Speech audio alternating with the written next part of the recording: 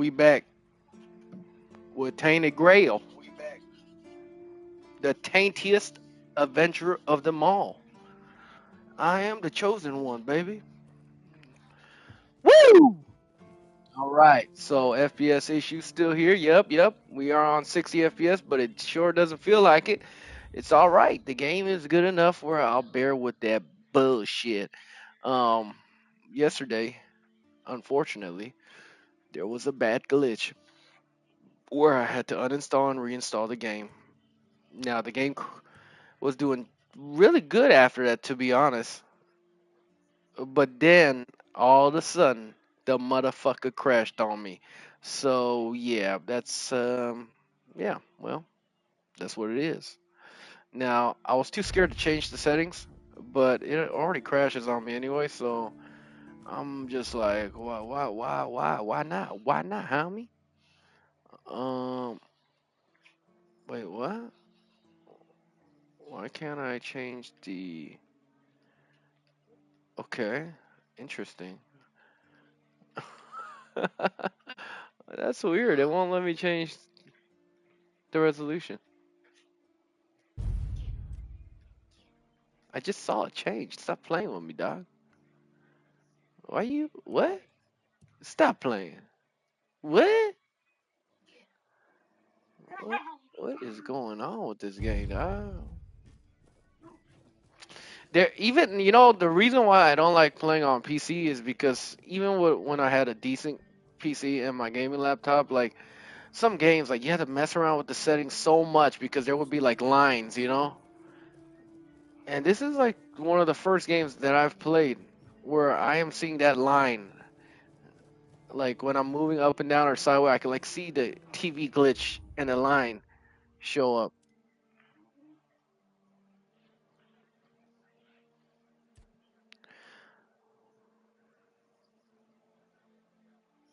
Yesterday before I deleted this game, my dog was going cray cray.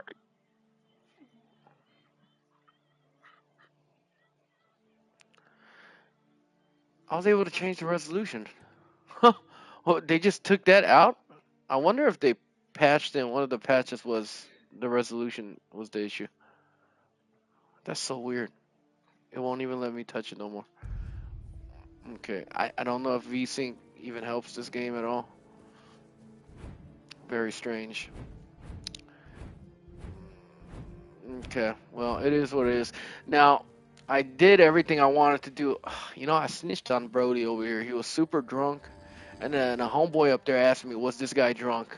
I wanted to lie, but I snitched him out, and he said he'll deal with him later. So I feel kind of bad. This is the type of game that there is going to be, at least for me, a lot of saving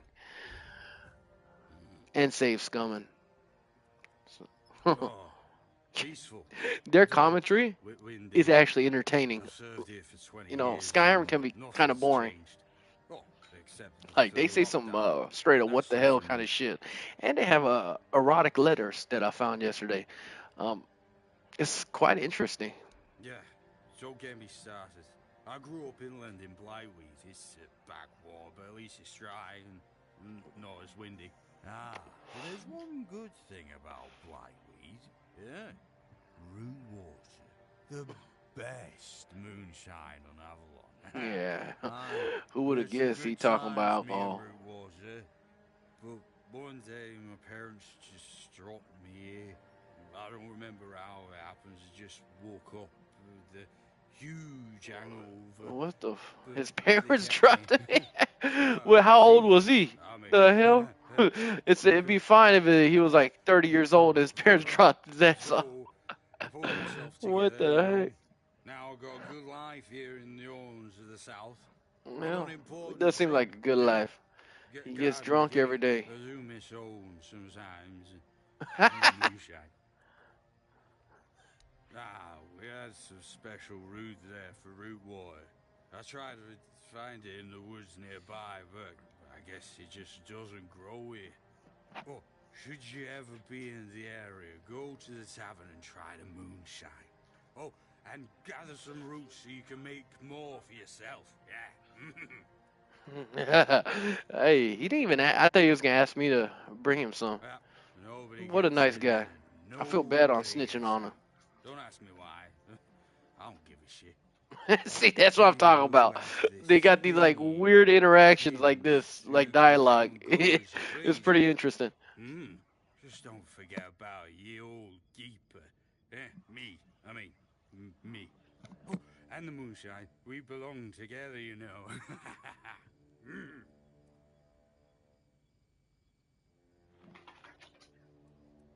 Well, we got. Well, there's me and the rest of the guys. Technically, the captain is in charge, but in truth, it's the core master who keeps an eye on. And then there's the. Okay, jeez, man. All Oh, right. yeah. We have. Huh? I- I don't care about that damn toothpick. The core master jerks off every Arthurian legend. We might as well tell you more about it. okay, thanks, buddy. I appreciate it. O'Brien, you're a good one, dog.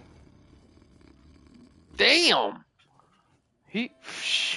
I wish I could fall asleep that fast. All right. Like, what the fuck's up with the resolution not being able to be changed no more? Yeah, it just bothers me. Okay. I just do this because I want to get my athleticism up or whatever this is.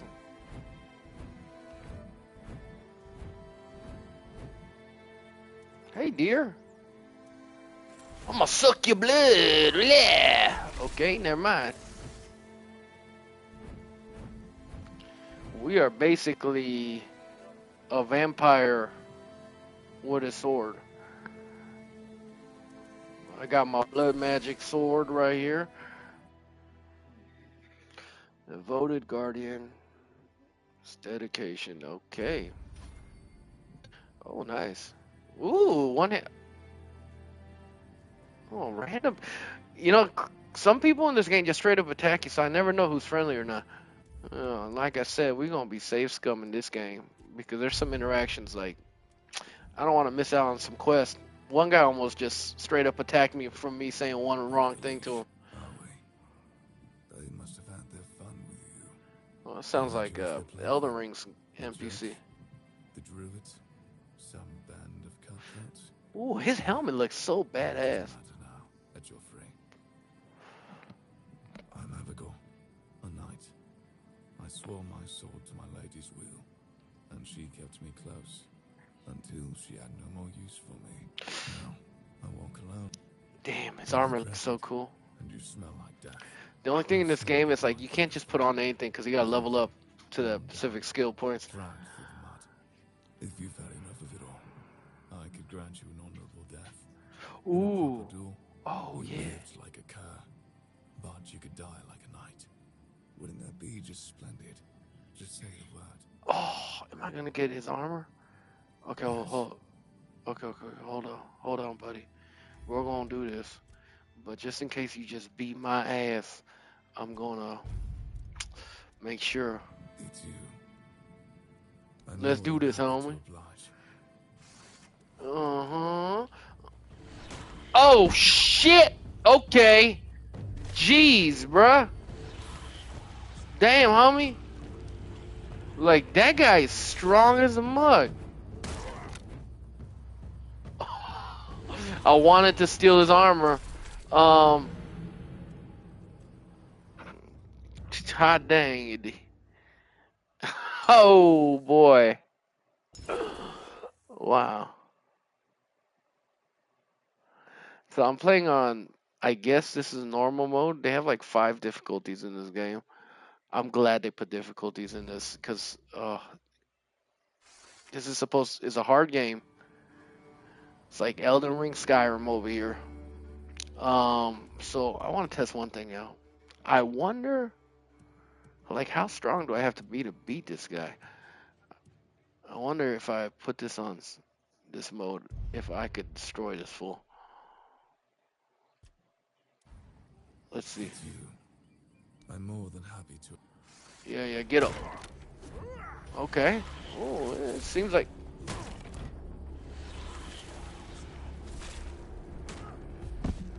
Oh, damn. Okay, dang. From normal to that, it's quite a difference. Like, he can't do he barely did anything to me. Alright, we're gonna use Archer's thing. Oh, yeah.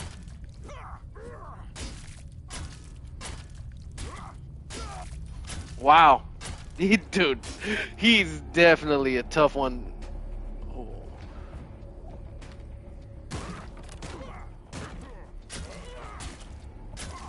wait.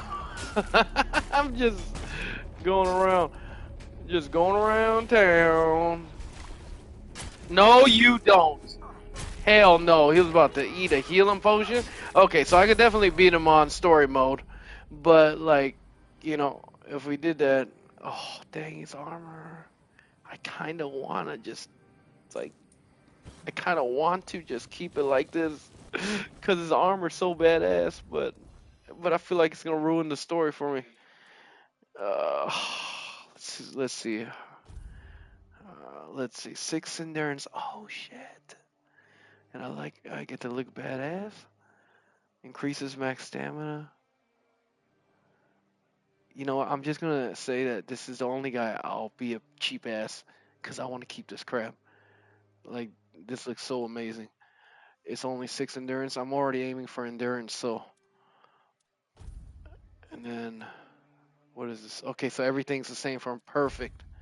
Yeah, yeah, we're gonna be a little bit of a doucher, and I could come back later and try to kill him, but no, screw that. We're gonna keep it where it's at.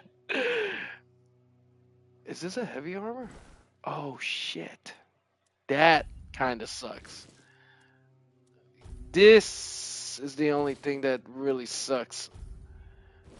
Everything. Oh fuck.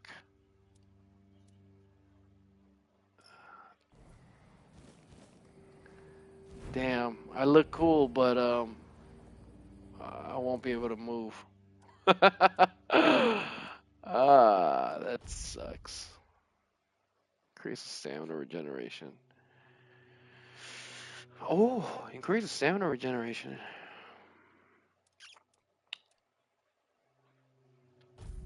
What do I do? How do I? It's definitely heavy as a mug. Like, I can't wear it right now. But I wonder. Oh, dude, just putting on the freaking. Oh my gosh. That's something. Okay.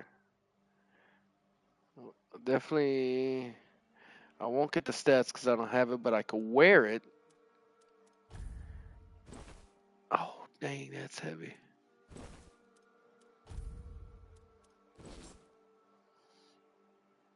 Okay.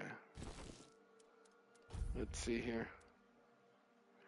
Oh, right now I got decent armor on. Oh, this helmet is cool. That's what it is. That's where it's at. I don't get a bonus one of that. Okay. Most reasonable thing is to keep this on. I'm still at medium, so we're doing all right. Hmm.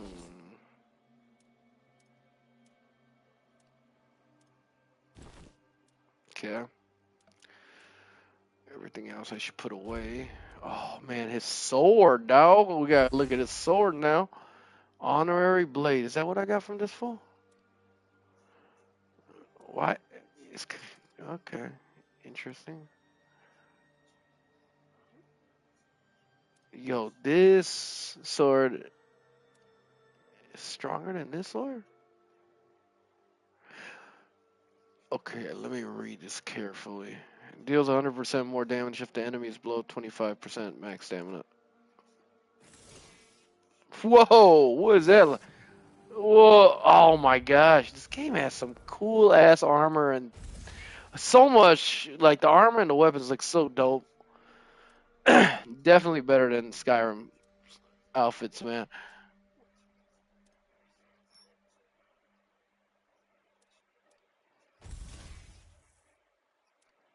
Okay, so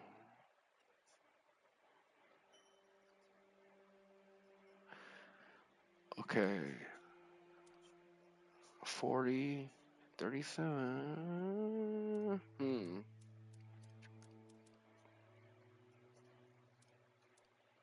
Okay. So we got that from. Oh, we got a shield too. Oh, you know, this whole time I thought I couldn't use things that. So you could equip and use things that's not on your pay grade or level. It just won't give you the full like effects. Is what I heard a YouTuber say. So I could use these things I was saving. Blocking applies a buildup of chill to the attacker. I wanted to get this, but I don't have that yet. How does a shield damage? 76 on block deals 20% of your armor as damage to attack, and 75% on a successful parry. Interesting. Definitely a badass shield. We'll keep that. All right. You know what? We are going to save scum because okay, from here on out, we're not gonna be a POS like that. But that one right there, yes. I'm sorry. I'm not gonna remember to come back and kill this guy. There's like 3 maps in total in this game, and I highly doubt I'll remember to come back later to kill that dude. I feel like I have to be like level 30 or 40 to kill that fool. That ain't gonna happen, man. Neck sneaking hit will instantly kill enemy. Oh, it's a one-time use, so. Alright, let's go to storage. Okay, so that's my blood one. And this is my lightsaber. Nice. Butt up. Oh my gosh. Oh, it's like, dude, full look like Kylo Ren, baby. I've never watched that Star Wars, but still. Dang, he looked like he got a lightsaber. Suka duka duka sugar. I'm not gonna lie, my guy looks badass. Alright, it's time to stash the stashy stash. Okay, I don't see any reason to keep this wand. Okay.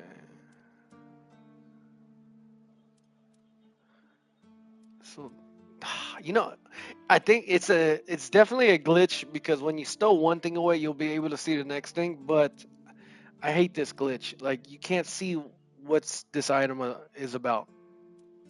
It's definitely a glitch because it shows you if you put something away. Anyways, now I gotta annoyingly come in here and look at my stuff again. I just want to see what I need to upgrade next. Okay, so to equip this, I need 6 strength, 6 endurance. I'm assuming it's the same. Okay, so it's endurance and strength. Okay, now I can put this away. See you later.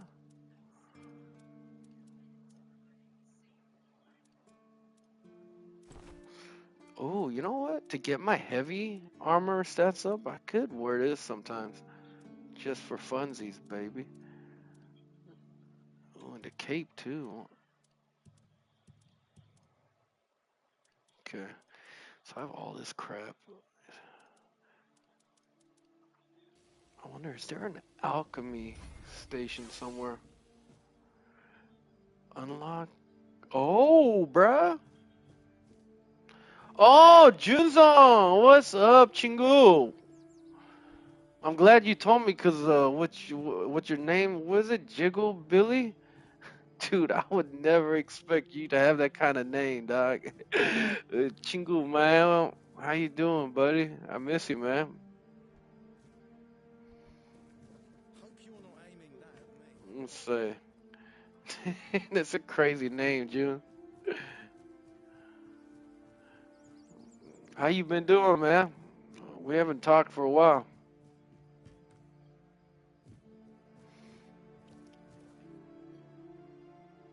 can steal this crap. Oh man, well I don't want to mention too much stuff, you know, my personal stuff on stream, but it's been up and down, man. Real up and down, dude. Shoot, I think it's since January. I think a total of me leaving the house and doing stuff has been less than 30 times, like a month's work, and we're already in May. And that includes like my business and everything else, man. My health wise has been real bad. Oh no, no, yeah. I'll talk to you off stream about stuff like that, but yeah, nah, just real up and down, my friend. Like some days I'm good, and some days like I feel like I'm having a mental breakdown because of my health issues. But other than that, it's all right, man. God provides. Business is picking up, but we're in a spot where we might sell it, so got to transition on that one. Shoot, I'm a super extroverted person, man. Like the fact that I've been at home just playing games and not been able to leave the house whenever I wanted, like it's been driving me mentally crazy.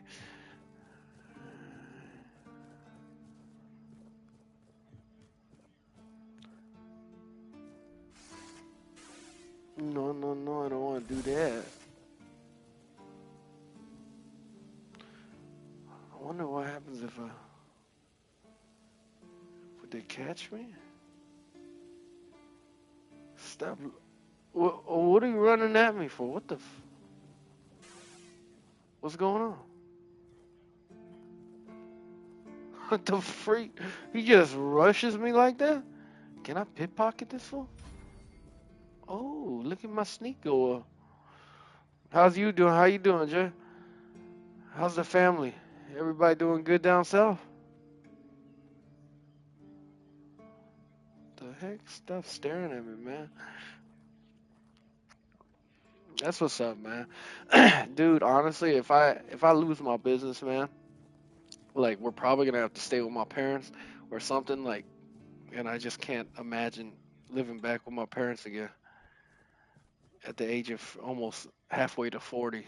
Jesus, it's not about living with parents because us Asians, we live with our parents, but my mom and dad. My dad's been real chill, but it's just still. It's very inconvenient, man. I gotta wash away like how if I did live with me and my wife at my parents until we get situated with the next project, it'd be very uncomfortable for her.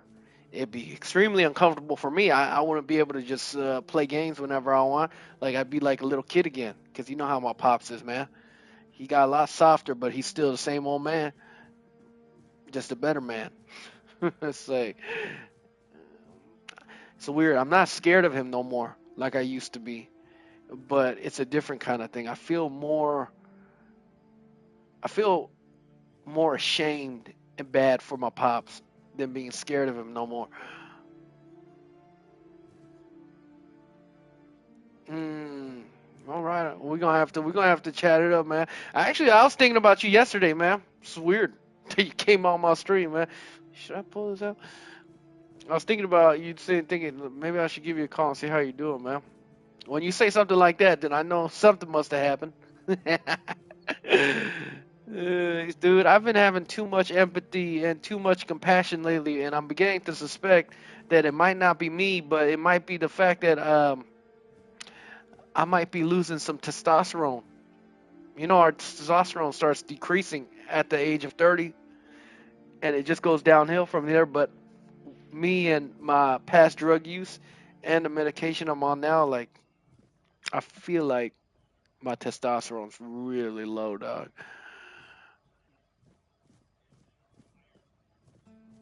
It's the empathy and compassion cultivating. I like that. Sound like you were rapping for a second. You find another. You've been talking to any women lately? We need to get you back on that horse, man. It's a weird thing while I'm on this horse, but we need to get you back in that dating pool, brother. I want you to find a nice wife, man. I'm going sober on woman. It's sober on woman. You know what? That's fine. That's all right, man. My big homie, dude. I think he's black, and I remember God told him he was gonna get Asian girl or something, but he was dating a Filipino girl and went to the Philippines, met her family and everything. They were gonna get married, and he was sending her money for almost years. And eventually, she got pregnant one day, and of course, he don't live there, and he's Christian, so and the girl got pregnant, so and she still wanted him to send money. So it was like a catfish, but it wasn't really even a catfish. I think she just waited too long, and then she was also a cheating son of a gun. But I gotta learn to be alone. Yeah, true that, man. Honestly, at this point in my life, back then, I think I could have been alone and been completely fine when I was young. And for me, one muscle and first owning a business, making money. But at this point, I'll be honest, I don't think I could live without my wife. But that's only because my ego got wrecked a little bit. All right, I'm gonna pull that thing out.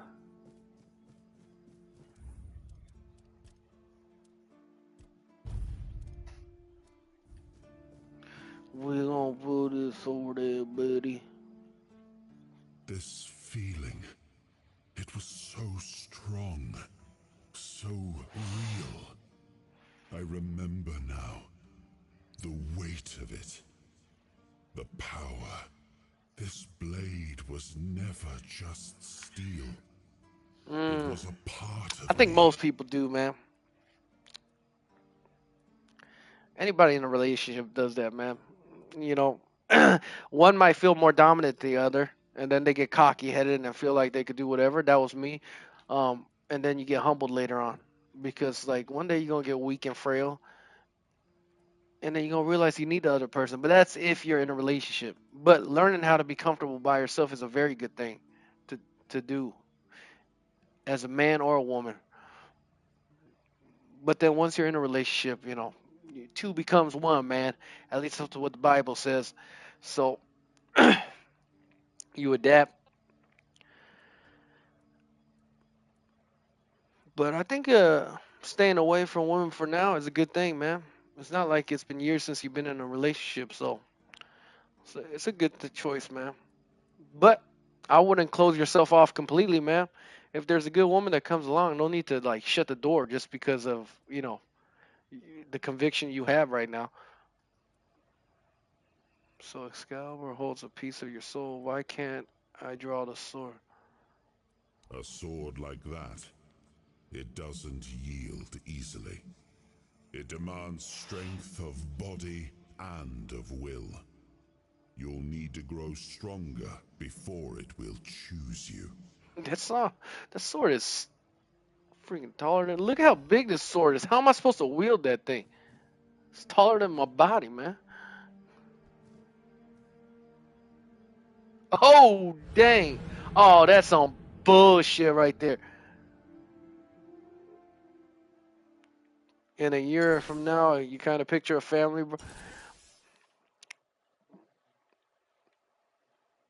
Hmm. I think that's good. Yeah. Right.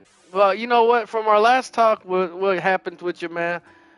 You know what I'm saying? Like, you're ready, man. And we're old as shit. Let's be honest, man. Every year passed by, me and you just getting old as shit.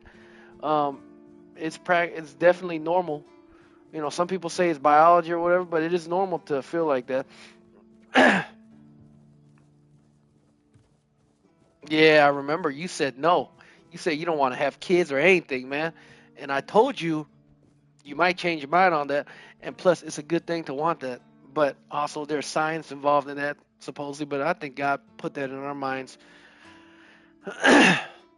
you know, Look at like, yeah. Especially you probably living with your parents again, seeing your parents, and then now they got older.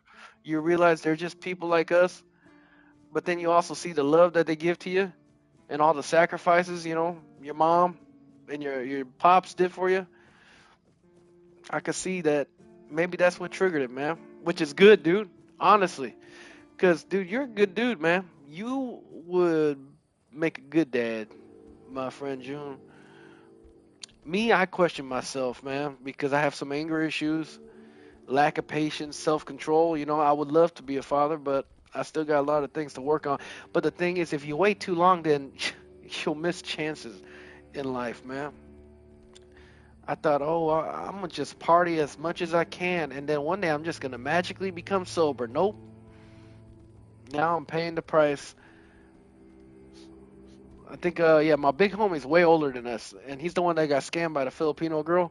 But he got another girlfriend, and he's in his, I think he's about to hit his 50s, dude. I'm like, dude, you need to get married. He's like, no, I don't have enough money yet. I want to wait till I get enough money. Like, what are you? You can't wait too long, dog. Like you're in your close to your 50s almost. It's like time is running out, man. We only live one time. I'm content waiting for the right time. Yeah, and that's fine, man. For him, I just think if you meet anyone around our age and if you're still single, and if the girl's good, like there's no weird secret closet thing, and she's fine, and you guys match, like you best just get married. Like stop it with the boyfriend girlfriend thing. Like maybe date for like 3 months to 6 months or something, but hurry up and get it over with and get married, you know. But definitely wait for the right one, cause ain't nobody want divorce, man.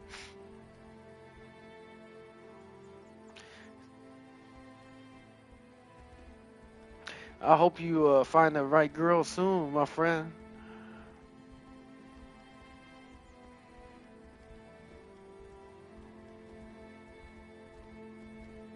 You want a Korean one, or are you looking outside of our race this time? You know, our race, like I don't know, man. The Koreans got like they changed, man. From what we used to think that Korean girls used to be like, they changed. They're no longer like the housewife type. They're more like aggressive, you know. And some men like that. I don't. You know, some men like women that are more in control and stuff. Like I certainly do not like that, and it might be an insecurity thing on my part, but I just don't want that. And some men do. But definitely Korean girls have changed, and Korean American girls are a whole different animal in themselves, man. As you already know,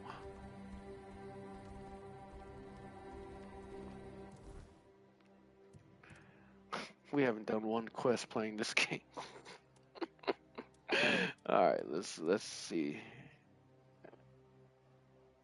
Okay.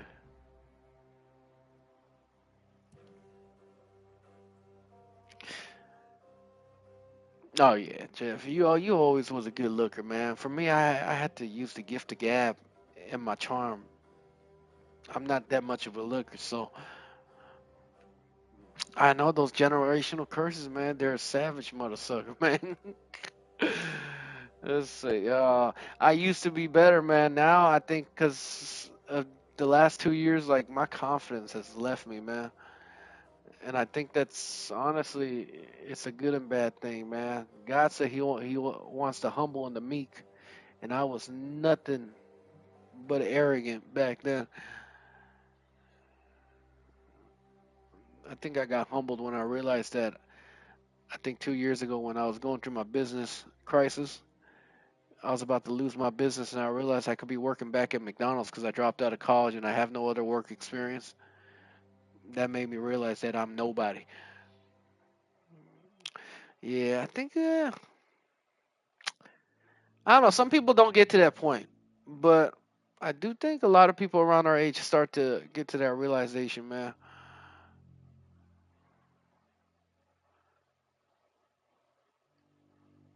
Is there not like the Silk Road? Okay, this must be where I'm supposed to go. Okay.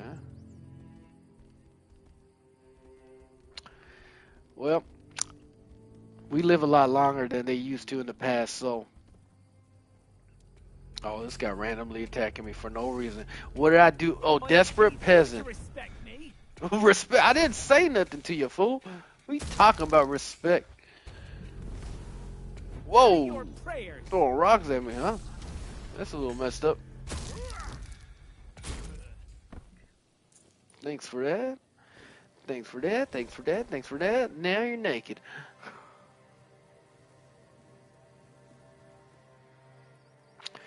Yeah, dude.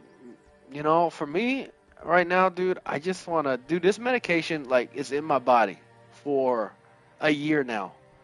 And from what I read from it, from actual people that's on the same thing as me, like I don't feel fine. Every day I feel bad. So I'm like a little bit of the oddball out of how this medication works.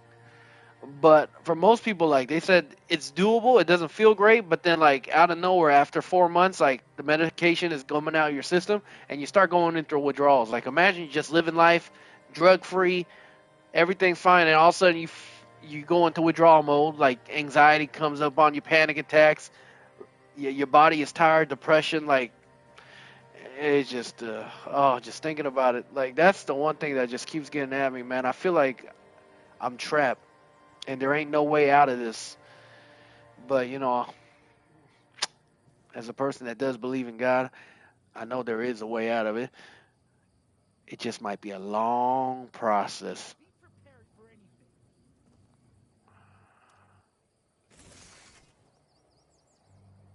Okay. Thought they were gonna attack me.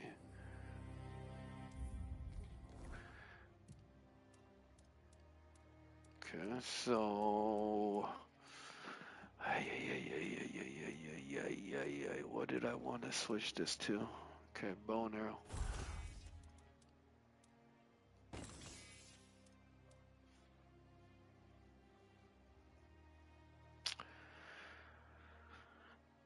Ah, the only thing, Jeff, my friend, and if anybody watches like Johnny Boy, anybody, June and Jeff here, he's my friend since we were little kids throwing snowballs at neighborhood kids and stealing light bulbs and being crazy. So he's a longtime friend of mine. But, a lot of people go through stuff in life, man. And for me, you know, I don't feel like any kind of warrior because everything that's happened to me and all these experiences, which is good, a lot of people don't go through what I go through, but it's all self inflicted. That's the only problem. I, I chose to hang out with bad people, and then they're not bad people. It's just your kids. I chose to get into drugs. I chose to rob people and go to jail. Like everything I did that became a testimony, it's self-inflicted. So that's the only thing that kind of sucks. It's like there's some good people out there that goes through stuff and they overcome it, but mine is all could have been avoided if I was just a little bit smarter. Oh dang, you know how to dodge, huh? But I appreciate it, friend.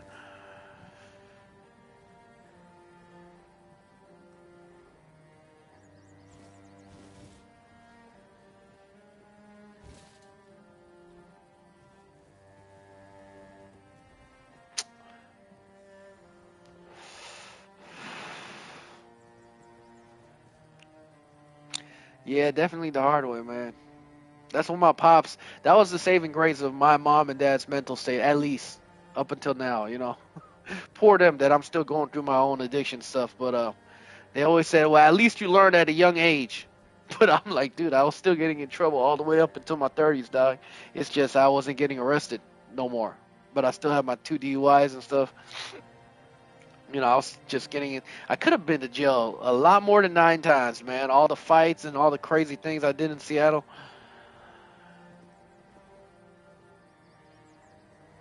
But I am glad because I did have a homeboy named Young and pretty boy, nice guy, man. I met him through church, but I got him into drinking and partying and drugs. Like, but he loved to go to the clubs. That was on him. That one alone. But he would like have so many women. Like he'd have sex with, I think, over 100 women. Probably half the Chinese population uh, in Seattle. Like he's just a good looker. We go to bars all the time. He'd always find a woman.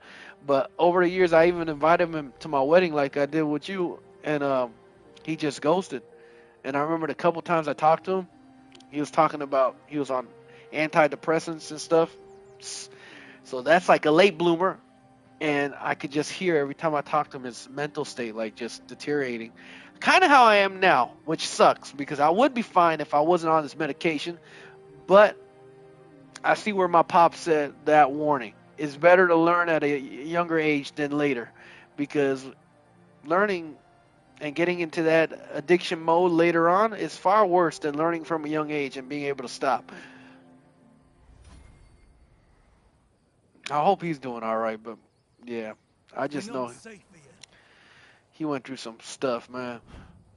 And I have my other homeboy too. He took too much Molly. I won't say his name because I still talk to Have him, you read but on a pipe? just all of a sudden one day stopped hanging out with us, and he stayed at home for 10 years. Used to be just like average, I'll teach you fun some party respect. guy like me, and then just all of a sudden he said it was because of all the Molly he took. But honestly, I don't think Teaching it you some was, but it respect, could mate. be. But it just messed up his mental state and the stomach. Your stomach is your second brain. That's what science says in biology. It's just that's what he said it was on because but for me like I took so many drugs, right? And I went through so much withdrawals. I'm like, dude, no, there's no way. But the guy literally he couldn't leave his house. Like, and I know that anxiety feeling because I've been through withdrawal. But like my friend, he was sober, and for more than 5 years he was sober, and he still couldn't leave his house. Now, luckily, his parents were super Americanized Japanese, and they were the nicest. Like, if it was my parents, like I don't know, I'd be out on the streets, like living like that. But like they just let him stay at home, never going outside. He went to every doctor he could. None of them could find out what was wrong with him. He just couldn't leave his house because of panic attacks and anxiety and stuff. You know, which now that I'm going through what I'm going through since the last year or two, I finally understand it. Like before that, I remember I would pressure him because I was very controlling. Like I'll be like, dude, stop being a little bitch, come out and let's go have fun.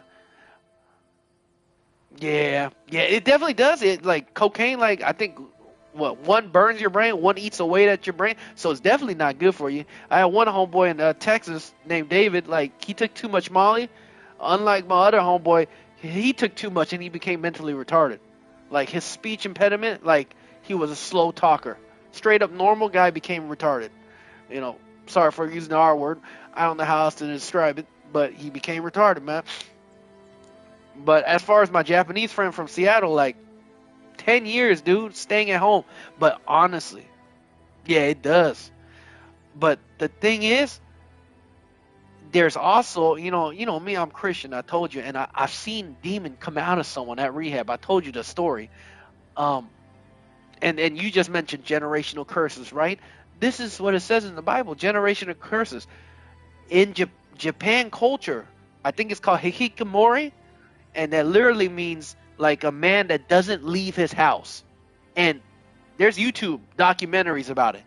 Like I'm pretty sure people in America have that too. Like I'm going through it myself almost right now, but it's a thing. Like they don't like there's some people that don't leave their own room for 20 years because in Japan, there's delivery service like somehow if they can make income, like you would never have to leave your house ever. And that's a spirit, dog, a demonic spirit in my opinion, and I believe because he's Japanese cultured, I believe that that spirit is around him. But I don't dismiss the fact that he mentally and physically feels what he felt for the almost decade. Like I asked that homeboy of mine to come out and just have dinner with me, like not hang out and get drunk, just to go have that. He couldn't even do that, you know. But I still kept in contact with him. Yeah, so you know what that is too, huh? Yeah, dude. No, but like literally, it's like demonic, dude. Just like addiction and stuff like that. Yeah, there's science involved in it and mental disorders too. But like, dude, me being a Christian and actually seeing like the guy at the rehab center, literally normal, had a Bible study with him with another homeboy, and then he starts shaking and growling at the top of his lungs. And once I'm done praying, he's back to normal. Face pale though, pushes me like what? So the odds of him just randomly having a seizure at that moment in time, I don't know. Maybe that's possible too.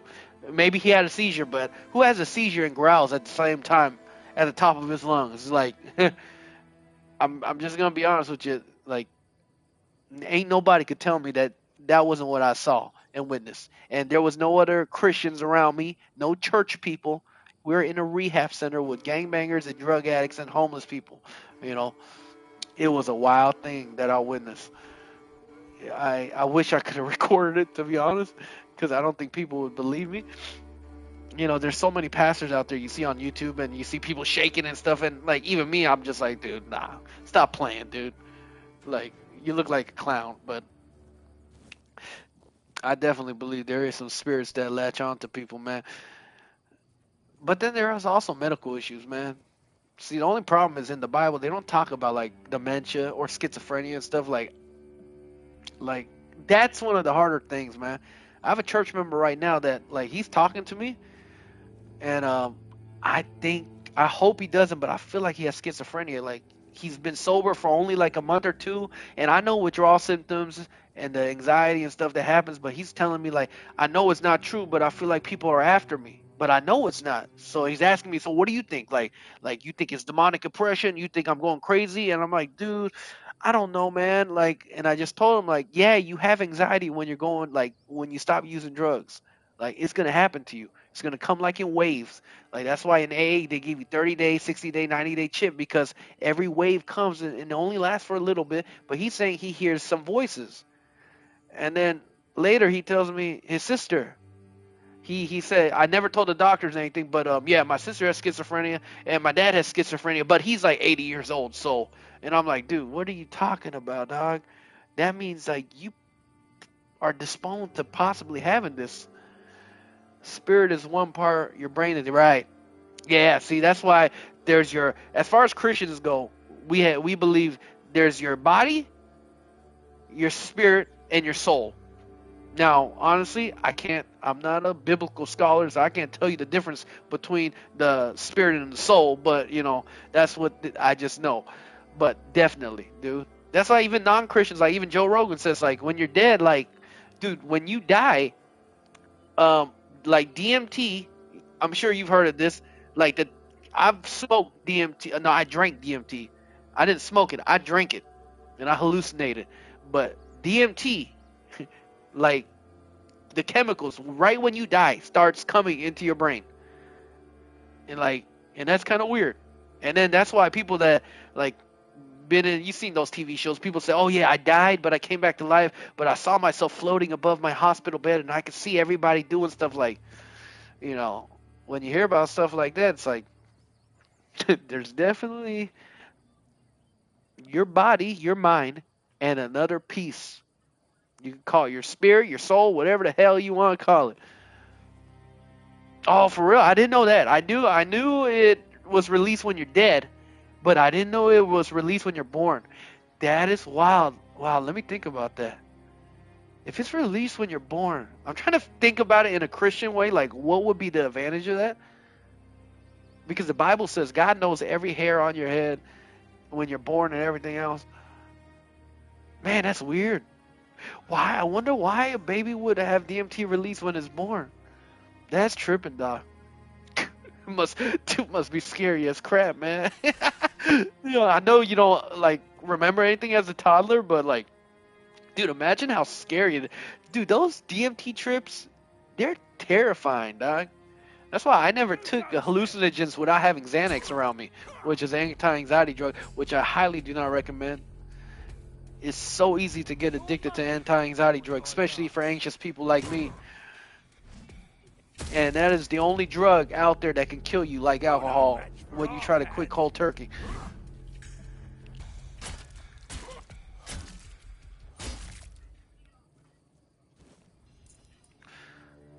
Bopped you, son. Dang, that is so weird. DMT coming out as a baby, huh? I don't know why I'm so stuck on that. That's the first time I heard about that, Jeff.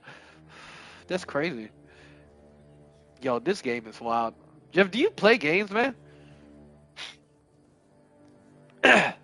Yeah. Hey, I'll tell you the story about my DMT experience. It's a wild one, dude. I have my own crew. Oh, you would play something that I suck at. uh, so back in the high school when I was skipping school and I was hanging out with the wrong crowd and stuff, boy named Chris Mock, and I had my big homie JC and my Vietnamese homie named Hung. I love him. He came to my wedding. Shout out to you, Hung. But we were at Chris Mock's house, and this is back in the day when the internet was still starting to pop off, right? And then Chris Mock, his dad's never home, and his dad just lets him do whatever he wants because he feels bad for him because they don't have a mom, whatever, right? Um, so one day Chris is like, "Hey, we're gonna do this thing called DMT, and this white guy's gonna come over and do it." And we're like, "All right, cool, cool, man. Like hell yeah." Like we never tried any hallucinogens before that. I think I didn't try salvia before that either. No, no, I tried salvia before. But anyways, this white dude just shows up, looks like a normal skinny white dude, and we're like, "What's up, man?" And he comes in the house, and I'm gonna tell this before the story, but apparently Chris Mock, our friend, only met him through playing StarCraft online. Doesn't know him. Only had a little bit of interaction with this dude playing StarCraft online, and invited this dude, white dude, over. And the white dude says, "Yeah, it's gonna take about." It took him about like I think he said 4 or 5 hours. He was in the homie Chris's garage cooking it. Now I know everyone says, "Oh, you can only smoke DMT." Nah, dude, we drank that shit. So he got all these roots and stuff for the DMT plant, and he boiled that shit for hours. And then later, we drank a cup of it. And once we drank it, it tasted like shit. We had to drink a full cup. No, he told me it was DMT, the white guy, and he seemed like he knew his shit. You know, but I don't know. At this point, as I'm older, everyone always says, "Oh, you only smoke it." So who could be? It could be, but that the man said it was DMT. Yeah, it did look like dirt water. It did. It was definitely looking like dirt water. And what happened is, I think an hour after we drank it, like we weren't feeling shit. We were like, "Okay, what the fuck is this?" It has DMT. Oh, okay. That makes more sense then. Because all these years I was telling people I did DMT, and they're like, "No, you can only smoke it." I was like, "Nah, motherfucker, I drink it." But anyways, so we waited an hour. We're just sitting on the couch talking to this white dude. And then one by one, no, before that, all of a sudden this white dude starts talking to us about him. And he's like, "Yeah, I was in so many mental institutions." And think about this. We don't know who the fuck this is. I know, like, we have some gangbanging homies and we've been through some shit, but we just took a drug that this white dude that we don't know just gave to us. Now he did drink it with us, but still, I was paranoid. I'm not gonna lie. And we drank it, and he starts talking about he was in a mental asylum and all this shit, and I'm just like, who the fuck is this motherfucker in this house, man? Like, is he gonna like? Did he? Is he gonna like rape us? Or what the hell is his agenda? But after that, one by one, all the homies. One homie went and threw up, like nasty throw up, and then I went to Chris Mock's sink and I just threw up like, "Bleh." It was like nasty, dude. But right when we threw up, boom, we started tripping, and it was weird. It was not acid. Probably was the best visual hallucination I've ever had, but that one right there, when I closed my eyes, it was more like when you open it, you could still see some like that blurry thing that you see on shrooms and acid. But when you closed your eyes, like, damn, I went through my veins. I seen some like porno nurses or something. I don't know. I'm a young dude, but I was traveling through my veins as a blood cell, and it was a weird trip, dog. I remember we were too damn scared to go outside too. Like we opened the door and we were telling each other, "Hey, you go out." It's like, "No, you go out." And then we turned on SpongeBob, trying to calm ourselves down. But then it was like too much. It wasn't scary, but we were like, "No, this is too much," and we turned that shit off. Oh Lord, I'm lucky that guy wasn't crazy. You know, thank goodness for that at least. I don't like this part of the game. This crazy guy just comes to kill us. Oh hell no, dog. Yo, that's the thing, dog. Like, everybody says, "Oh yeah, no, you see some fucking spiritual lessons." No, fuck that. I've took so many. Now I did one time, But dude, I am telling you, if you take hallucinogens, you're opening your gateway to the devil, dog, and demonic places. Some people will say, no, you're not. Sometimes you'll learn a lesson. And true, I'll agree with that to an extent because the devil's a master manipulator, dude. Like, you think it's always gonna be evil if he wants to take your soul or whatever?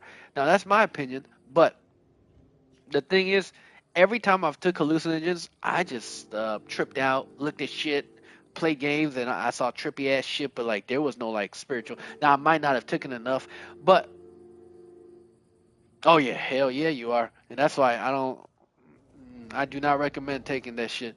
Um, but there was one time though, and I will say that I took acid. I did take Xanax to not like get paranoia, but I remember, and I told my wife about this, and for the next week or two, I was telling everyone at my church. I know it sounds bad, but I did, and they probably thought I was crazy, but I still believe it's not what I've seen, it's just like what my mind, and it was hard to describe. I looked down on the concrete. I was sitting outside of a college house that I was renting with my homies, and we were tripping, and I look on the concrete, and I can see a whole civilization from like Egyptian time to like building buildings, like in the concrete. I see this whole civilization being made on this one square of concrete block. And I'm just like, holy shit, this is insane, dog. How is this possible? And the only reason I say that that was like a good like spiritual experience, is because after that, because I'm a Christian, like I definitely shouldn't have done drugs, but I thought, dude, if my mind can see something like that and create something like that intricate and crazy, like literally a civilization being made through my own mind, I was thinking, man, how great Jesus Christ is. Like, he made the universe, man. Like, I made a universe in my own mind looking at the ground that I can see. But God made that, like, that's how I felt afterwards. And I even told my pastor, I was like, dude, God is amazing, pastor. And I know, and I did tell him I took drugs. Pastor was chill. He was my son. He's Samoan. He's a good pastor. He didn't recommend me taking drugs, of course, but he definitely didn't look at me like I was crazy, like half the other people at the church did. I still, to this day, believe that like really, it just amazed me of God, man. It's like we're talking about an entity that supposed like he created the universe, and my human mind just created a civilization looking at a concrete floor. Like, that tripped me out. That was probably the only like kind of spiritual experience I've had taking hallucinogens. Every other time was just for fun and seeing weird shit and laughing. Glad I didn't have a terrible trip though. Like, I've never had a really bad one because every time, like I said, I took it, I had it with some anxiety medication because I'm too damn scared to have a bad trip and have ego death, which I actually had ego death many times. Going through withdrawals and smoking salvia actually will give you ego death, man. That shit's scary as hell. Let me tell you, but every time I've done hallucination, I've had a spiritual experience. Yeah, I definitely believe if you open yourself up to it and want to, I 100% believe you can. And I also think, Jeff, I think it's because I didn't take enough. Also, and when you take the anxiety drug, it actually cuts off half of the spiritual like hallucinogen in your body. Like, it literally cuts it off. Like, you'll still see stuff, but it'll cut off the spiritual sense because anti-anxiety drug numbs your body. It numbs the GABA receptor, which is your anxiety. So you can't have like an ego death or like a mind like spiritual awakening like some people talk about taking these things. When I took it with that medication, must have been the trip though. I'll be honest. You're a brave soul, man. I'm not that brave. Just thinking about having hours, like if you had a bad trip or an ego death trip, like oh my gosh, dude, that must be terrifying, dog. And you can't make it stop. And it feels like it's an eternity sometimes. Like, that's horrifying, dude. Why is this thing not going away? We don't want this thing. It's terrifying.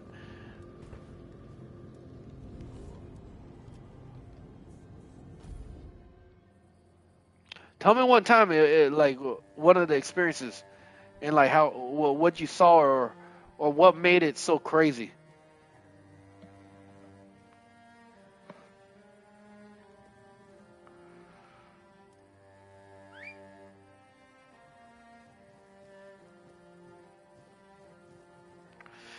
Okay, I can finally try to do this, man.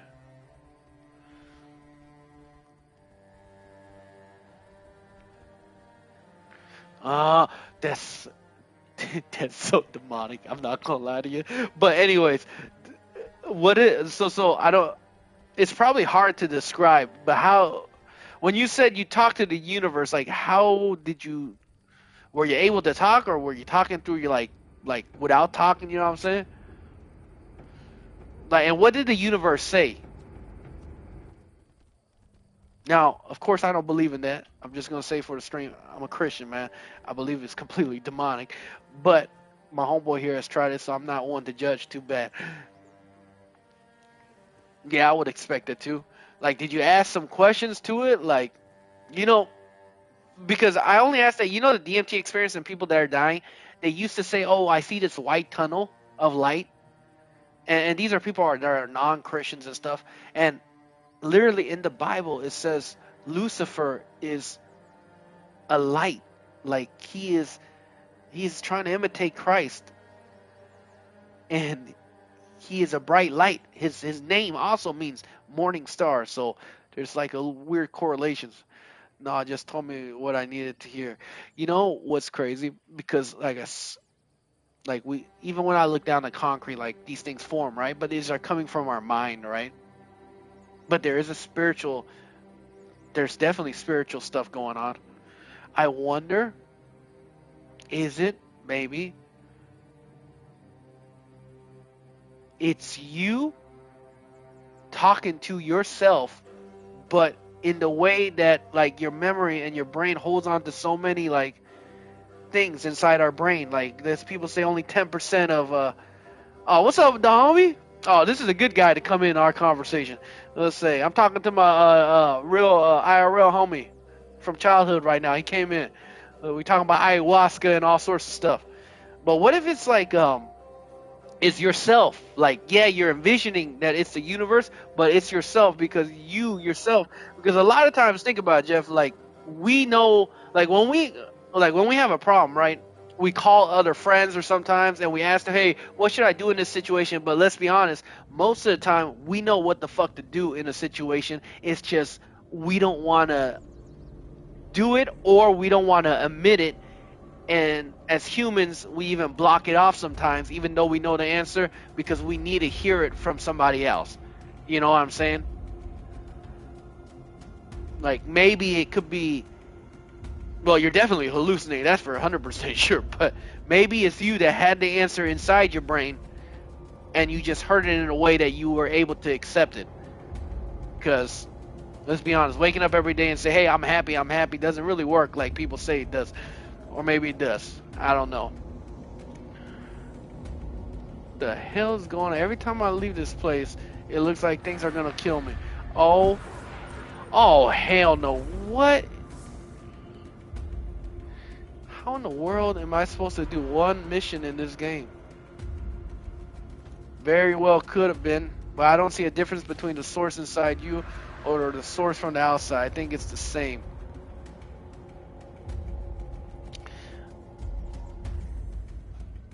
Oh, I see what you're saying on that one. I know. Let's see. Jeff is not a Christian if you don't know.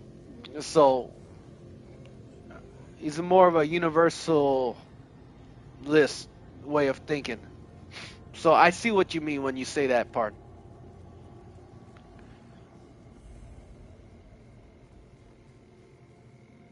It's quite interesting though, man. It is.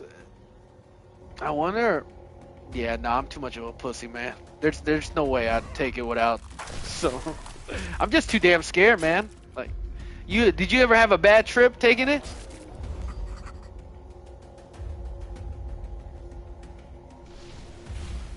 Right. I don't know what it is with like I said, I had that God moment myself too, taking acid once, And I don't understand what the hell is it? Oh, that was a bad trip. Oh, I thought that was a good trip. The one what you just said.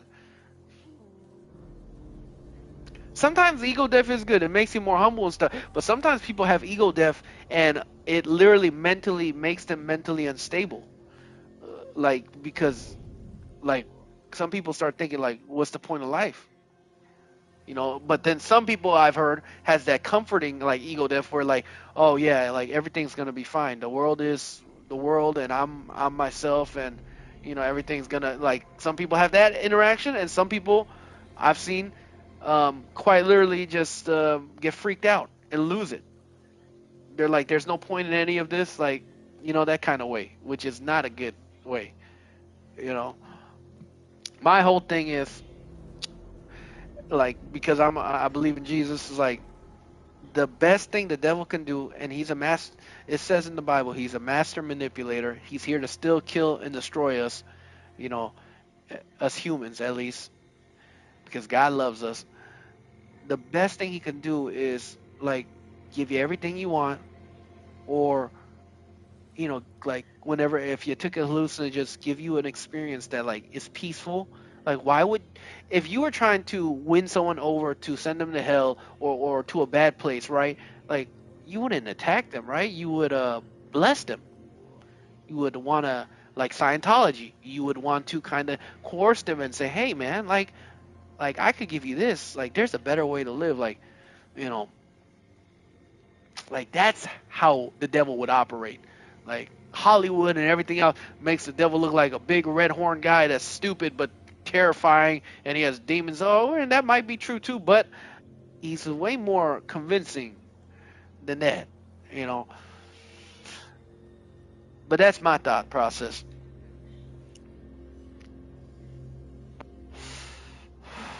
I've been praying for you, Jeff, for so long now, man. Chingo, I'm just glad that we still connected, man. And the homie, this guy, the homie here is he's a little bit younger than us, but I met him through streaming through another youngster that comes through that I like. But he's a good dude, man. He just all he does is smoke pot though, which isn't bad. Well, Christian shit or smoke pot, but but it's definitely better than doing hardcore drugs. So I got nothing bad to say about it.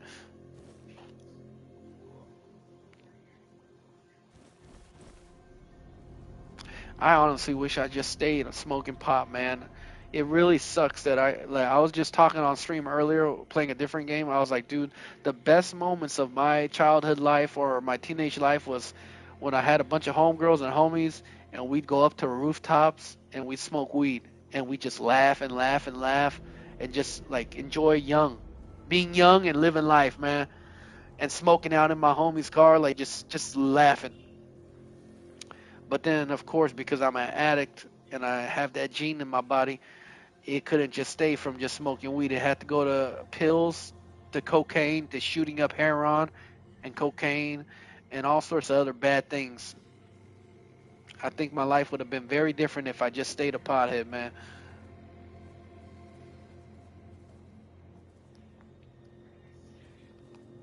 Crazy thing about marijuana, though, is for certain people that are genetically disposed to schizophrenia, um, oh, fuck me.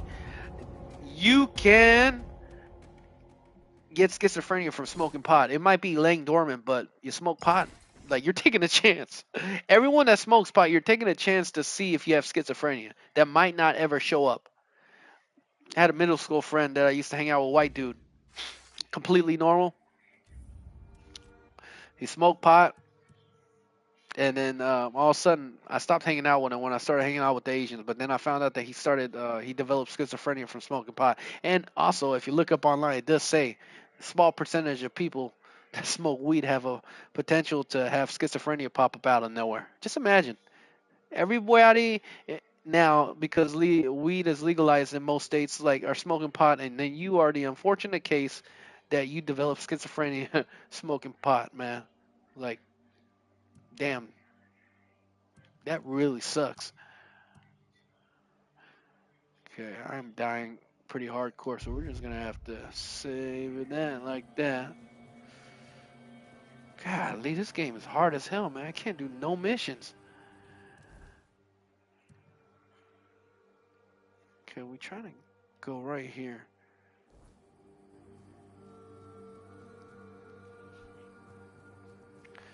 This is definitely the Elden Rings of Skyrim right here.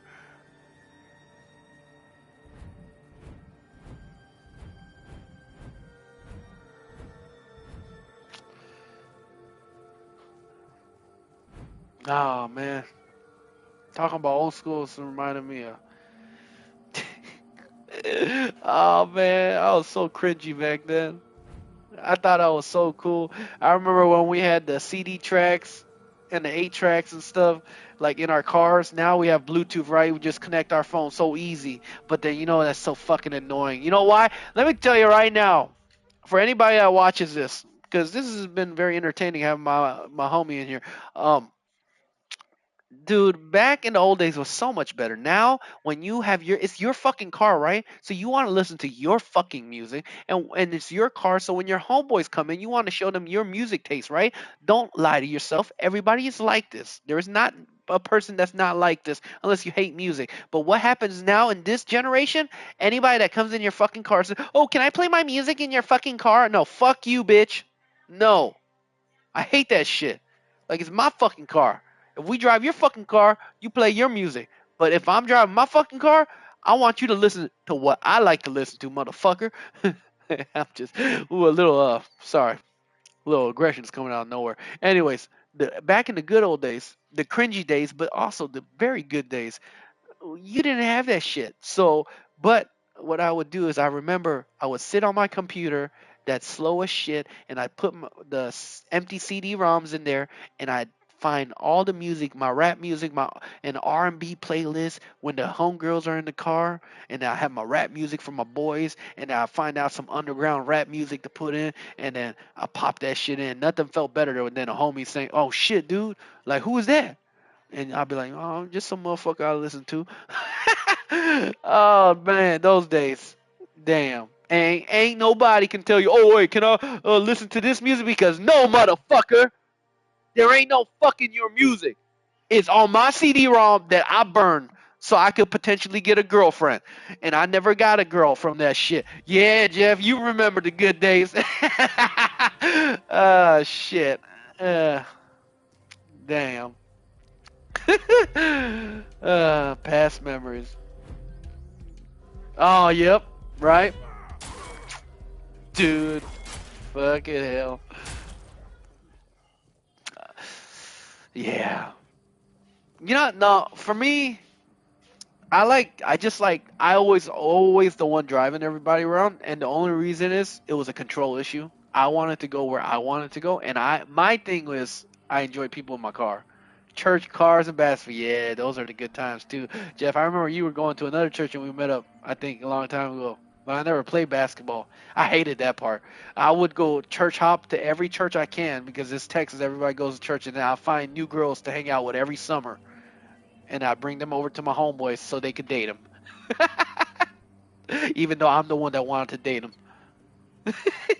Fucking I didn't get not one girl. Just brought them over. I was good enough to bring them over because they thought I was funny, and then they just all dated my homeboys, motherfuckers. And I think I asked almost every single one of them out, and every one of them, a lot of them said this. You just chose. You know what? At least two of the girls I asked out said, "If you just only asked me earlier, if you just missed your timing." Oh, dude, Jim, let me tell you, there was no, dude. Every time I asked a girl that out, my fucking heart was beating out of my chest, dog. I thought I would die. And the fucking embarrassment afterwards, because I'd be like, "Oh, okay, no, that's cool, man. Ain't no worries." But deep inside, I'm like, fuck. And I still remember her name, Debbie Park, man.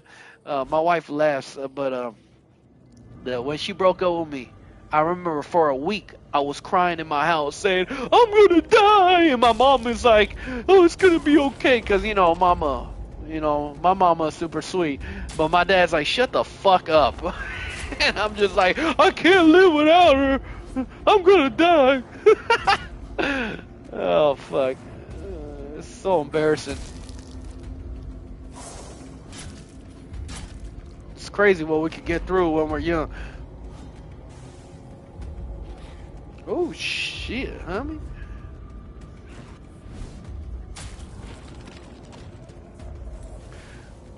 Give me your blood, son.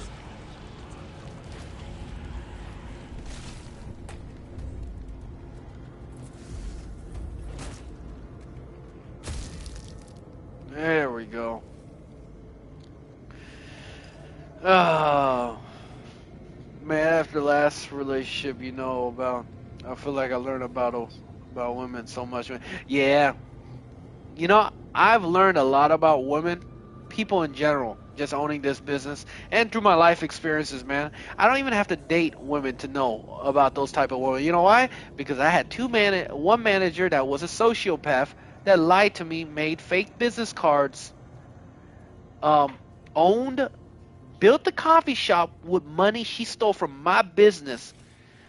And that part is literally on me because I should have paid more attention and made fake emails saying Boeing was gonna come and stay at my hotel, like out of at the Boeing, the company Boeing, which has like 5-star resorts for their hotel. I mean, their employees are gonna stay at my 3-star motel. Really, like I wasn't. Yeah, that's when I realized some people out there, some women and men, are complete savages. Like, and I think she was a sociopath, but there's no evidence of it, you know. But she did steal from an elderly lady too, without giving two shits. But I used to be a thief too, so and I'm not a sociopath, you know.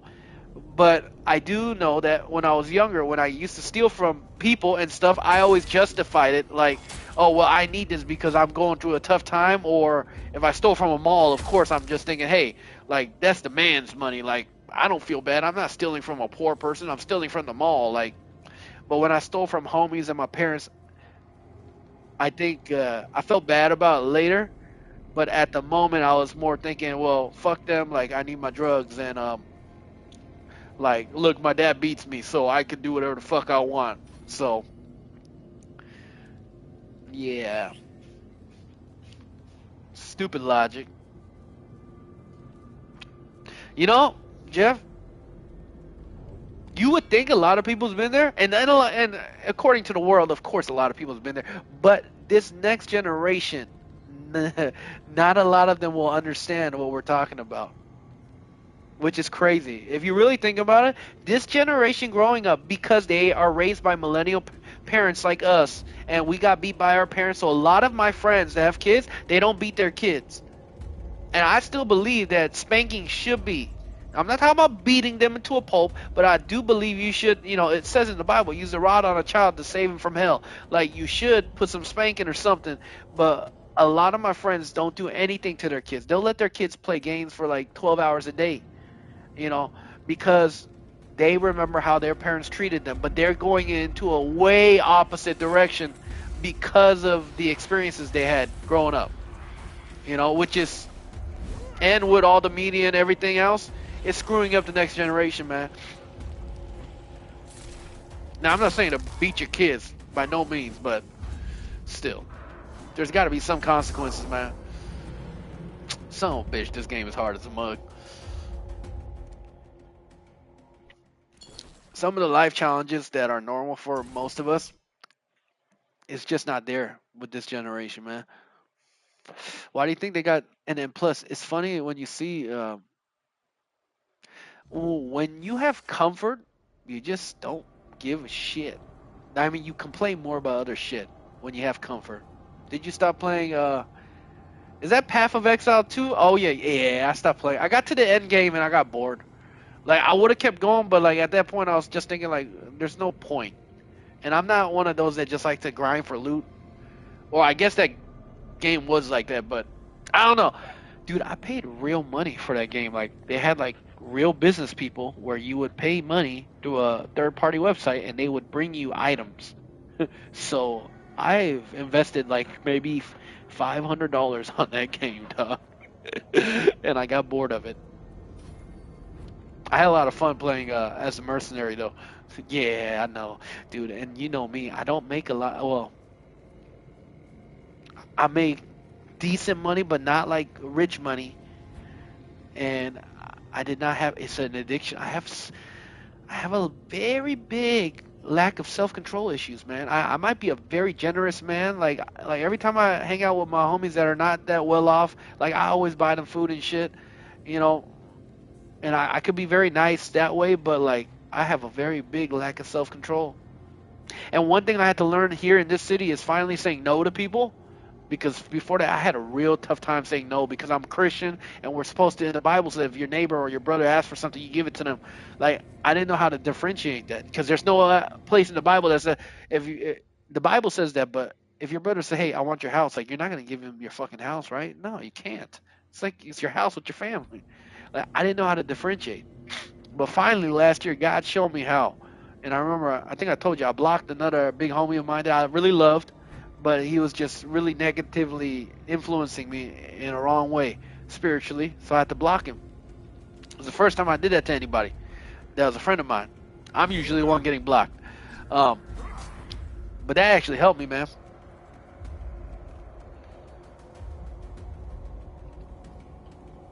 Helped me to say no to people, which is hard because I own a motel business, so you don't know how many church people. Man, I'm gonna have to dive to these guys.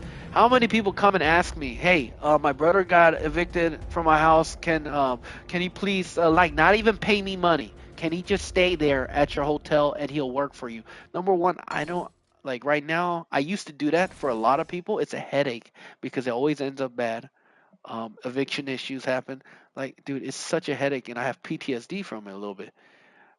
Like the mental strain that those moments gave me. But they don't know that, of course. But they always ask me. And before, I would be like, oh, I really don't want to do it, but I would still do it, even though it would mentally stress me out and make me depressed and paranoid. I would still do it because I feel like that's the right thing to do as a Christian man. And people helped me out when I was homeless and going through my shit. But I realized, nah, you can't help everybody else out. And number one, I'm not Jesus Christ. I ain't nobody's savior. Like, that's God. Now, I definitely still help people out, but I knew how to draw a line now. Thank God, man. Because before, like, every time I said no to somebody and not be able to help them, I felt like I was being a terrible person. And it was affecting me mentally. Like, if I said no to someone and they asked, "Hey, can I have $100 because of this?" and I said no to them, like I would think about that for like months, dude. Like middle of the night, just sleeping, and just out of nowhere, just start thinking about that moment. I'm like, and I don't know if normal people think like me like that, but boy, oh boy, is that annoying as shit, man. You gotta know when to draw the line, man. Yeah, yeah, definitely, definitely, man. I start feeling hella guilty because me, like just like you, Jeff. I always bring up God and God to you and stuff. It's because I care about you, man. Even if it's a random person, I care about them too. I know a lot of people who's gonna say cap on that shit, but I do because the thing is, I think about myself and everybody else's shoes. I always have, and that's a good thing that I do. But it's also a bad thing for me personally because I just like I don't want nobody to go to hell. If this is a real place, like I don't want nobody to go there, and I don't want to be by my actions of me being an asshole or doing something wrong that's gonna cause this person to go to hell or anything like that, you know. And I also had a very big like insecurity of not being having everybody like me too when I was younger, and still up into my upper 20s. Now I don't really give a shit, which is nice. I still give a shit about people. I just don't give a shit too much about what people think about me because I realized, like I said, when I was about to lose my business, and I'm still about to be in that point, um, dude, people come and go in your life all the time. Anyways, it's like I'm worrying about somebody and how they might think about me, but this person might not be in my life like 2 years from now or even a month from now. You know, so I learned to let some of that kind of shit go, but it's hard, man, especially because I'm an overthinker, dude. constantly thinking. Like that's why I do not like. I told you before I don't like texting, Jeff, and you don't know how many friends I've told that to, and it was hard for me to text that to other friends at first because like I don't want to be mean and I don't want my friends, my homies to think that I don't care about y'all, that I don't like texting. It's because texting stresses me out because if I'm busy or if I'm going through like my physical and mental pain that I do sometimes, like I know how I felt when I text a homie and they don't text me back until the next day. Like it pissed me off. I felt like they were like slapping me in the face or they don't give a shit about me. Like that's how I thought. So when I do it to another homeboy because I'm not feeling good, then I feel bad and it annoys me. But I've been very good at telling people, and being very bluntly honest. But unfortunately, thank God I'm Asian because I have the skills to know when to be blunt and when not to be too blunt though. Because you can't be too blunt, man. Like you can't just speak everything that you're feeling or thinking, man. Or you're not gonna have too many friends. Or make any good business either. Sometimes you just got some things you just gotta shut up and lie about. Or I mean not lie about but talk differently. Golly, why is this cloud always in my way, man?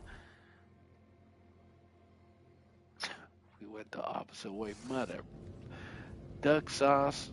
You duck sauce, dog. Okay. Am I facing the right way? All right. Let's go, horsey. Oh shit. My god, this game like has enemies like every 5 feet.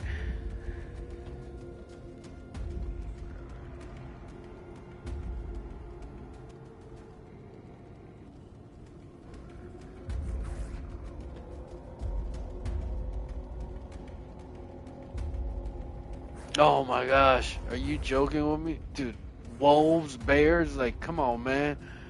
Like relax. I do need to get my skill points up though. Suck a dick, man.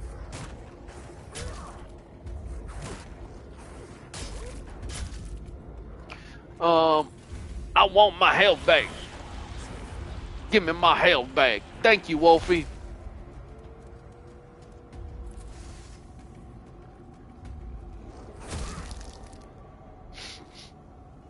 Ah, man. This game's combat feels so good. Oh, if I was wanting to be a streamer like I was back in the day, which was only last year, this stream I would definitely save and upload to YouTube. I think the conversations has been very, very fun.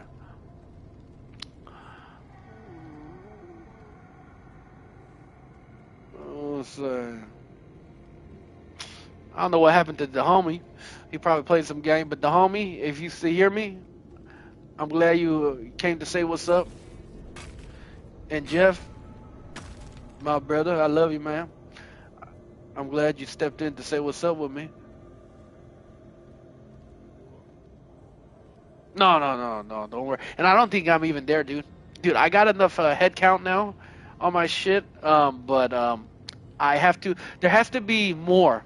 At first, like, dude, I spent I was uploading so many videos and like really wanting to do this until I realized that nope, there's like 3 or 4 steps like you have to do to be partnered with Twitch and all this stuff. You got to get the head count, what I have now, but then you got to have so many hours online, and now they delete videos after 7 days. So that really sucks. And yeah, there's just a whole there's like 2 or 3 steps that are very hard to do. And while you are streaming every time, the ratio is you have to have at least 3 people watching you every single time. And I know I have some good people that said they'd lurk, like Yolander, that was a homegirl of mine, but that always comes on my stream. They don't talk, but they always come in and they just watch, try to help me out on there. But it's hard, man. So I don't even have anything like that.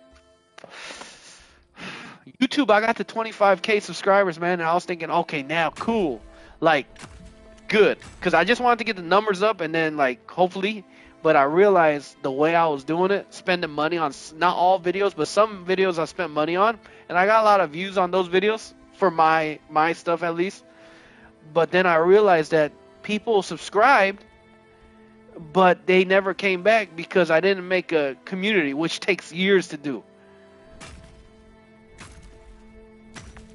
Or you just get a famous YouTuber talk about you one time, and then you get lucky, like hitting the lottery, you know. But nah, the way I did it is like I got a lot of subscribers. Like in the first 4 months, I got 25,000 subscribers, which is very fast. But the problem was half of them only subscribed to one video they watched of me and never came back again. So and they say if you want to make content and stuff, you got to do the same old, same old. Like especially YouTube, you gotta like pick a niche and just if you want to talk about anime, you talk about anime. If you want to be a Christian channel, you do that. But like me, I was doing vlogs, food things, talking about doing like mini Bible studies, like playing games. Like I was doing everything because I get bored easily. So I wasn't being consistent enough.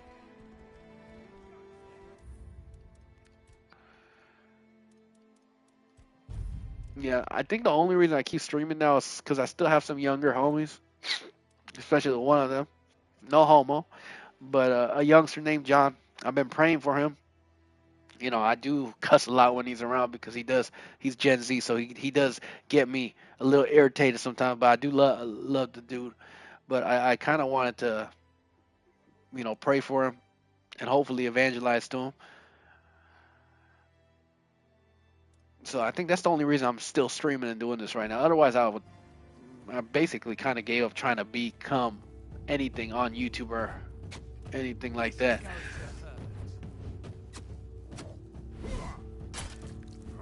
You'll regret this.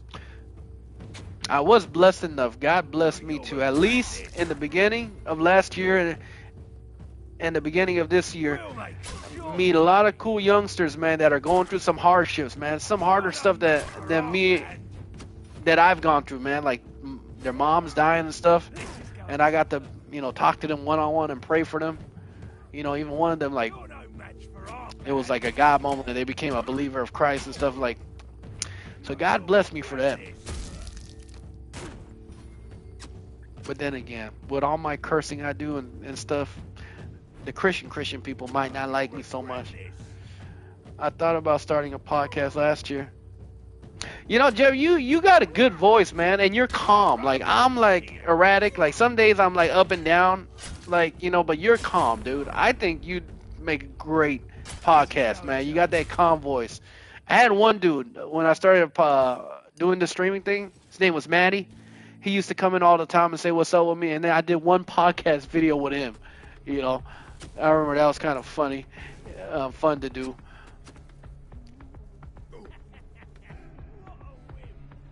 And you're good, dude. Some people, I am a talker, man. I think I still communicate well, but I do talk a lot.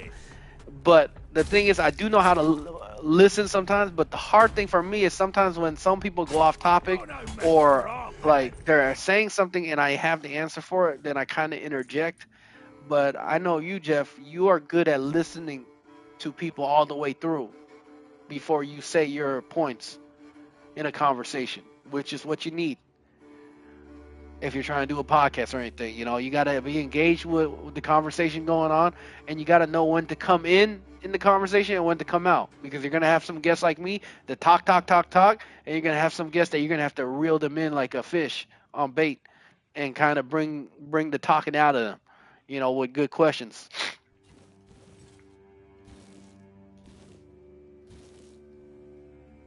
You naked. All right, we didn't die. That's a good sign.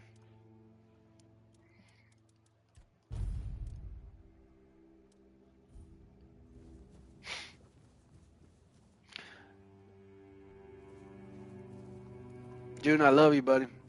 It's really good to hear from you, man. I know it's through text on here, but I'll give you a call, man. Let's say I love you, man. Yeah, yeah, man. Some days I have better days, so. But yeah, you have a blessed night, homie. I love you, man. Be good. Stay healthy, and I'll hear from you soon, all right, homie? For sure, man. See ya, homie. That's one of my closest friends, man, from childhood. We actually, when we were youngsters, we got into so much trouble, just being little fuckheads. I think we put nails on the streets and stuff with like from fences that we tore off.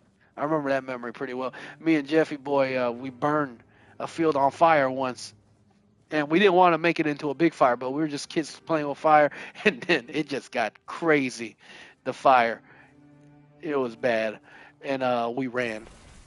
So, I was so scared that the fire department we're gonna get in trouble because when you're a kid, you think like everyone could get you. Now there's cameras and stuff, but like back then there was no way in hell people would know that we set that fire off. To be honest, but anyways, yeah, that's my homie Jeff. But as you know, as you do when you get older and you want to get popular or you move away from each other, you know, as I got into high school, we didn't chill much and no more. We chilled up until middle school age, I think, and then we didn't really we weren't close friends anymore. And I started hanging out with a bunch of Koreans, like trying to get into the popular side of our people in Texas and doing a lot of bad shit. Jeff was hanging out with his own people. He had his own set of group of friends, different clique. But then we connected again as adults, man. We don't live anywhere close to each other, but this is why it's good to, you know, check up on a homie. You might find out, like even friends from the past, that they might be one of the closest friends you will have as a grown adult because as you get older, people, you don't have a lot of friend options. And childhood friends are like the best friends, man, because they know you and they've seen the kind of person you grow up to be. But the people that you meet at this age, like my daddy told me, like you don't know if they're being fake or the real selves. The people you meet at this age is gonna be if you own a business, you're gonna hang out with business people, people that are, and if you're wealthy, you're gonna hang out. You're not gonna hang out with poor people unless they're your family. You're gonna hang out with rich people. And if you poor, you ain't gonna be hanging out with multimillionaires drinking champagne. You know what I'm saying? But by doing that, you are not going to. They'll never know the real you unless you get really close with that person. You know, like they won't know you as much as someone from your childhood or college friends would because you're meeting them at a different social status, you know. Or you meet someone from church or something if you do something like that. But it just gets harder, man. So keep old school friends close. And maybe even hit up an old school friend that you lost contact with. Because people do get wise as they get older. And even if you had a bad time with your homeboy, but you really liked him when you were younger, the relationship might be able to be mended. You know, Jeff, I'm glad he came back and we became friends again, like real good friends. But one of my friends named John. John was a good friend, just like Jeff. Me and Jeff and John used to hang out too. We lived in the same neighborhood in Texas. But the only problem is I could have probably stayed good friends with John. When I was homeless, John brought me into his house, let me stay there, even with my broken leg and stuff. But the thing is, I fucked up my relationship with John because of the drugs. I stole his credit card one time and bought a video game because I was high, and I just like, and this is when I needed his help, and he was helping me because he was a good friend, just like Jeff was. Like, these are good people. I'm an asshole. Like, I'm like, oh, well, help me. I'm in a bad situation that I put myself in kind of attitude when I was a youngster. Like, but I had good friends around me, and I fucked up that relationship. And unfortunately, because I fucked it up so bad, you know, even as I grew into an adult, I couldn't really repair it. But luckily, John has a Facebook, and we're not close friends anymore, still, unfortunately. But I did message him on Facebook, and I said, hey, man, you know, it was a little paragraph, but to cut it short, I just say, hey, man, you know, I was just thinking about you, brother, and I wish blessings. He had a kid, and I blessed his ass. I said, you know, I was praying for him. You know, I'm glad his life is good, and I just told him thank you for helping me out all those years, and I apologize for being such a piece of shit friend back then, man, because I was, to be honest. Let's be honest, I was definitely not the best of friends, man. Me and John liked the same girl at one time too. That was fun. And even luckier on that one, I almost got that friend. Her name was Becca.